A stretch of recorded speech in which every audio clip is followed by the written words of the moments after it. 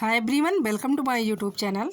तो इस वीडियो में हम 46 क्वेश्चन से लेकर के 60 क्वेश्चन तक ईवीएस के कराने जा रहे हैं, जो कि सीटेट पेपर फर्स्ट के लिए ये सारे क्वेश्चन होने वाले हैं। यानी ईवीएस से जो क्वेश्चन पूछे जाते हैं ईवीएस वाले पार्ट से, तो ये वाले क्वेश्चन जो है सारे क्वेश्चन हम सीटेट पेपर फर्स्ट के लिए लिए हैं। तो आइए चलिए देखिएगा। इसमें 46 वाला क्वेश्चन ये है कि एक शिक्षक प्रत्येक बच्चे को अपने घरों की रद्दी सामग्री से कुछ उपयोगी वस्तु बनाने को कहता है।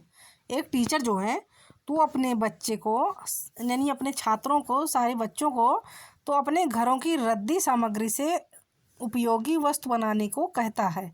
अब शिक्षक का शैक्षिक अभिप्राय क्या नहीं है? तो देखिएगा, पहला वाला ऑप्शन है कि बच्चों को पुनश्चक्रण, पुनः प्रयोग, रूपांतरण को समझने देना, या फिर कूड़े से बनी श्रेष्ठ वस्तुओं की प्रदर्शनी आयोजित करना, या कक्षा के श्रेष्ठ विद्यार्थी के बारे में निर्णय करना, या फिर डी है कि बच्चों में सृजनशीलता का विकास करना। अब इसमें पूछा गया है कि एक शिक्षक जो प्रत्येक बच्चे को अपने घरों की रद्दी सामग्री से कुछ उपयोगी वस्तु बनाने को कहता है। अब शिक्षक का शैक्षिक अभिप्राय जो है तो इसमें क्या नहीं है, यानी वो क्या नहीं करना चाहता है, उसका क्या शैक्षिक अभिप्राय जो है तो वो नहीं होना चाहिए। तो इसका राइट आंसर हो जाएगा कक्षा के श्रेष्ठ विद्यार्थी के बारे में निर्णय लेना। तो ये नहीं होगा, राइट आंसर इसका हो जाएगा ऑप्शन नंबर सी। अब आइए देखिएगा अगला वाला क्वेश्चन कि किसी क्रियाकलाप के लिए समूह बनाते हुए सामाजिक अध्ययन के शिक्षक को चाहिए कि वह, तो आइए देखिएगा कि किसी क्रियाकलाप के समूह को बनाते समय तो सामाजिक अध्ययन के शिक्षक को क्या करना चाहिए। तो आइए देखिए कि पहला वाला है कि सभी प्रतिभागियों की सहभागिता और सहयोग सुनिश्चित करें, या फिर सुनिश्चित करें कि लड़के लड़कियों के समूह अलग अलग हों, या अगला वाला है कि उनके अंकों के अनुसार समूह बनाएं, या डी है कि केवल 2 समूह बनाएं और प्रत्येक में बहुत से विद्यार्थी हों। तो देखिए कि किसी क्रियाकलाप के समूह को बनाते हुए सामाजिक अध्ययन के शिक्षक को चाहिए कि वह सभी प्रतिभागियों की सहभागिता और सहयोग सुनिश्चित करें। राइट आंसर इसका होगा ऑप्शन नंबर ए। अब आइए 48 नंबर वाला क्वेश्चन देखिएगा कि खेल जो हम खेलते हैं, खेल जो है, देखिए यहाँ पर टाइपिंग मिस्टेक है, खेलने की जगह खेलते हैं। खेल जो है तो जो हम खेलते हैं प्रकरण के शिक्षण में शिक्षार्थियों की अधिकतम भागीदारिता के लिए तो निम्न में से कौन सी शिक्षण युक्ति अधिक प्रभावी होगी। तो पहला वाला ऑप्शन है कि शिक्षार्थियों को टेलीविज़न पर खेल संबंधी कार्यक्रमों को देखने और उस पर आधारित सामान्य परियोजना कार्य बनाने के लिए कहना, या बी है कि शिक्षार्थियों को खेल के मैदान में ले जाना और उन्हें अलग अलग दिनों में अलग अलग खेल खिलाना। उसके बाद सी वाला ऑप्शन है कि विभिन्न खेलों के खेल काई बनाना और उन्हें शिक्षार्थियों को दिखाना, या फिर डी है कि शिक्षार्थियों को भीतर और बाहर खेले जाने वाले विभिन्न खेलों के नाम याद करने के लिए कहना। तो आइए देखिए कि शिक्षार्थियों खेल जो हम खेलते हैं तो प्रकरण के शिक्षण में शिक्षार्थियों की अधिकतम भागीदारिता के लिए, तो इसमें पूछा गया है कि निम्न में से कौन से शिक्षण युक्त जो होगी तो अधिक प्रभावी होगी, यानी शिक्षार्थियों की अधिकतम भागीदारी के लिए तो कौन सी युक्त जो होगी तो वो अधिक भागीदारी होगी। तो इसका राइट आंसर हो जाएगा ऑप्शन नंबर बी कि शिक्षार्थियों को खेल के मैदान में ले जाना और उन्हें अलग अलग दिनों में अलग अलग खेल खिलाना। तो राइट आंसर इसका होगा ऑप्शन नंबर बी। अब देखिएगा अगला वाला क्वेश्चन। तो नेक्स्ट वाला क्वेश्चन ये है कि सुनील के विद्यालय में एक विज्ञान प्रदर्शनी का आयोजन किया गया था। इसका आयोजन एक उद्देश्य के साथ किया गया था। आपके विचार से कौन सा उद्देश्य जो होगा तो वो सर्वाधिक उपयुक्त होगा। तो ए वाला ऑप्शन है कि विद्यालय का नाम प्रसिद्ध करना, यानी सुनील के विद्यालय में विज्ञान प्रदर्शनी का आयोजन किया गया था, तो इस आयोजन का जो उद्देश्य होगा तो वो विद्यालय का नाम प्रसिद्ध करने के लिए होगा, यानी सबसे उपयुक्त उद्देश्य यही होगा, या फिर अभिभावकों को संतुष्ट करना, या विभिन्न व्यवसायों के लिए विद्यार्थियों को प्रशिक्षित करना, या डी है कि शिक्षार्थियों के लिए सृजनात्मक माध्यम उपलब्ध कराना। तो देखिए कि सुनील के विद्यालय में एक विज्ञान प्रदर्शनी का आयोजन किया गया था।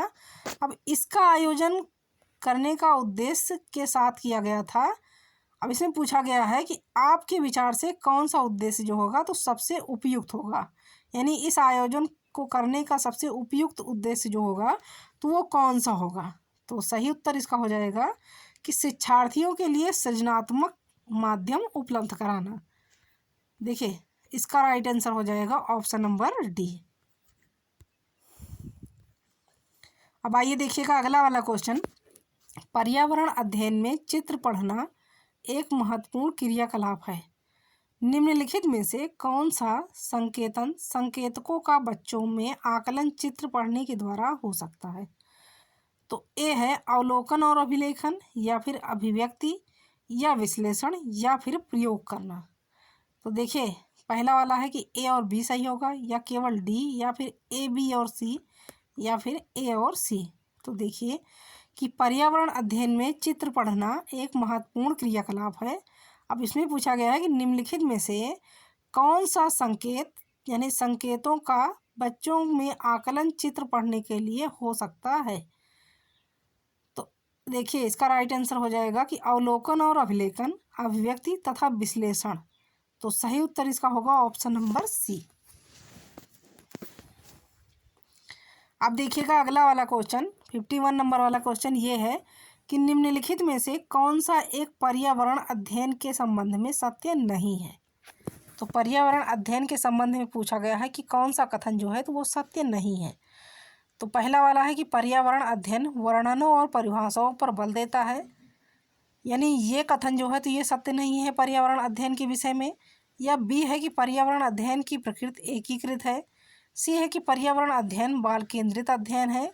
या डी है कि पर्यावरण अध्ययन बाल केंद्रित अध्ययन है।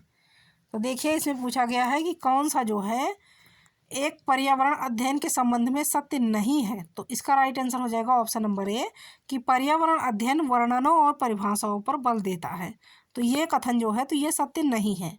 राइट आंसर इसका होगा ऑप्शन नंबर ए। अब देखिएगा अगला वाला क्वेश्चन 52 नंबर वाला क्वेश्चन है कि प्राथमिक स्तर पर बच्चे को आकलन करने का सर्वश्रेष्ठ तरीका है का प्रयोग करना। तो देखिए कि प्राथमिक स्तर पर तो बच्चे के आकलन करने का सर्वश्रेष्ठ तरीका किस का प्रयोग करना है, यानी क्या प्रयोग करके जो है तो हम प्राथमिक स्तर पर बच्चे के आकलन कर सकते हैं। तो पहला वाला है कि गृह कार्य का, या फिर योगात्मक कार्य का, या पोर्टफोलियो का, या फिर आवधिक परीक्षाओं का। तो देखिए कि प्राथमिक स्तर पर बच्चे को आकलन करने का सर्वश्रेष्ठ तरीका जो होता है तो वो पोर्टफोलियो का प्रयोग करना होता है। पोर्टफोलियो के माध्यम से जो है तो बच्चे का आकलन जो है सर्वश्रेष्ठ तरीके से किया जा सकता है। यानी पोर्टफोलियो में जो है तो बच्चे से संबंधित सारी जानकारी दी गई रहती है पोर्टफोलियो में। तो इसका राइट आंसर हो जाएगा ऑप्शन नंबर सी। अब देखिएगा अगला वाला क्वेश्चन कि प्राथमिक स्तर पर पर्यावरण अध्ययन के आकलन निम्नलिखित में से कौन सा एक संकेतक उपयुक्त नहीं है। तो ए है कि प्रश्न पूछना, बी है न्याय और समानता के प्रति चिंता, सी है कि सहयोग, या फिर स्मरण रखना। तो देखिएगा कि प्राथमिक स्तर पर पर्यावरण अध्ययन के आकलन के लिए जो है तो निम्नलिखित में से पूछा गया है कि कौन सा एक संकेतक जो है तो उपयुक्त नहीं है। तो इसका राइट आंसर हो जाएगा स्मरण रखना। स्मरण रखना जो है तो ये संकेतक उपयुक्त नहीं होगा, क्योंकि बच्चे छोटे हैं तो ये जो है ये नहीं हो पाएगा। तो इसका राइट आंसर हो जाएगा ऑप्शन नंबर डी। अब देखिएगा अगला वाला क्वेश्चन कि कक्षा में पोषण प्रकरण का परिचय अधिक प्रभावी तरीके से देने के लिए एक शिक्षक को क्या करना चाहिए। यानी कक्षा में पोषण प्रकरण पढ़ाया जा रहा है, अब उसका परिचय देने के लिए तो अधिक प्रभावी तरीके से देने के लिए एक शिक्षक को क्या करना चाहिए।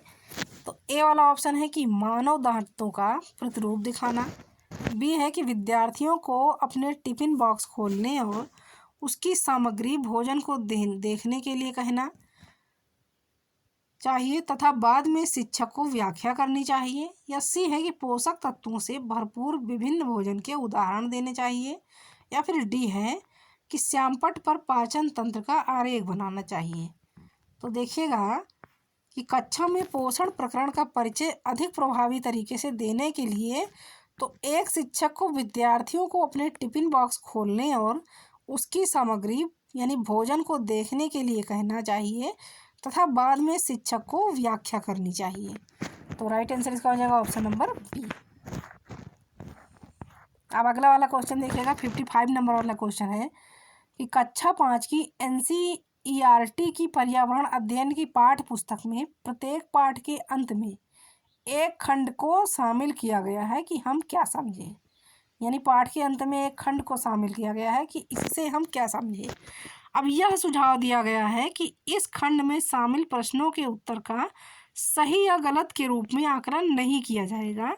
यह परिवर्तन इसलिए किया गया है क्योंकि, अब देखिए कि यह परिवर्तन जो है क्यों किया गया है। यानी पर्यावरण की पाठ्य पुस्तक में तो प्रत्येक खंड में सबसे लास्ट में ये शामिल किया गया है कि हम क्या समझें।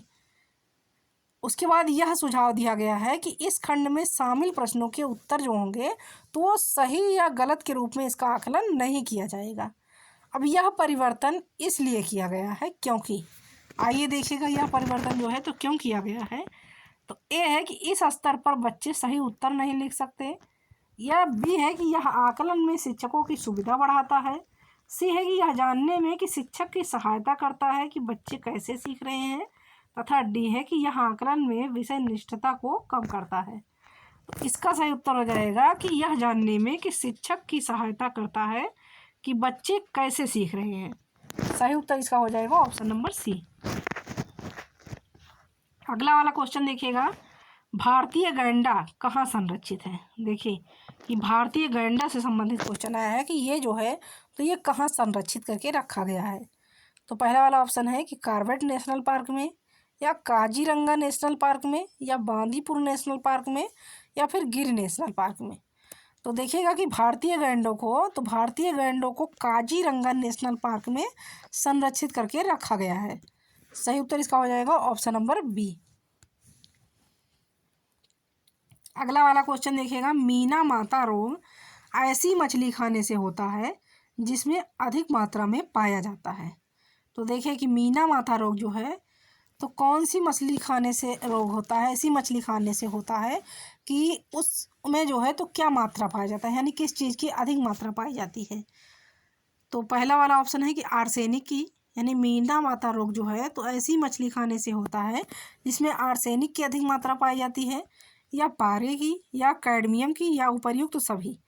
तो देखिए कि मीना माता रोग जो है तो ऐसी मछली खाने से होता है जिसमें पारे की अधिक मात्रा पाई जाती है। राइट आंसर इसका हो जाएगा ऑप्शन नंबर बी। अगला वाला क्वेश्चन देखिएगा कि अपशिष्ट उत्पादों को खाने वाले जीवों को कहा जाता है। अपशिष्ट यानी सड़े गले उत्पादों को खाने वाले जीवों को तो क्या कहा जाता है। तो ए वाला ऑप्शन है कि मृतक भक्षी, बी है मांस भक्षी, सी है कि शाक भक्षी, या फिर डी है कि रसायन भक्षी। अपशिष्ट उत्पादों को खाने वाले जीवों को तो अपशिष्ट उत्पादों को खाने वाले जीवों को कहा जाता है मृतक भक्षी। इसका राइट आंसर हो जाएगा ऑप्शन नंबर ए। अब देखिएगा अगला वाला क्वेश्चन कि पारिस्थितिकी तंत्र में ऊर्जा का मुख्य स्रोत क्या है। ऊर्जा का जो है तो मुख्य स्रोत पारिस्थितिकी तंत्र में क्या है। तो ATP है, यानी एडेनोसिन ट्राइफॉस्फेट है, या फिर देखिए सूर्य का प्रकाश है, या DNA यानी डीऑक्सी न्यूक्लिक एसिड है, या RNA यानी राइबो न्यूक्लिक एसिड है। तो देखिए कि पारिस्थितिकी तंत्र में ऊर्जा का मुख्य स्रोत जो है तो वो है सूर्य का प्रकाश। सूर्य का प्रकाश जो है तो पारिस्थितिकी तंत्र में ऊर्जा का मुख्य स्रोत होता है। इसका सही उत्तर हो जाएगा ऑप्शन नंबर बी। अब देखिए सबसे लास्ट वाला क्वेश्चन, यानी इस वीडियो का सबसे लास्ट क्वेश्चन है 60 नंबर क्वेश्चन कि अंतर्राष्ट्रीय ओजोन दिवस कब मनाया जाता है। अब देखिएगा कि अंतर्राष्ट्रीय ओजोन दिवस पूछा गया है कि ये किस तिथि को मनाया जाता है, 16 सितंबर को, या 7 दिसंबर को, या फिर 30 मार्च को, या फिर 22 अप्रैल को। तो देखिएगा कि अंतर्राष्ट्रीय ओजोन दिवस जो होता है तो ये 16 सितंबर को मनाया जाता है। सही उत्तर इसका हो जाएगा ऑप्शन नंबर ए।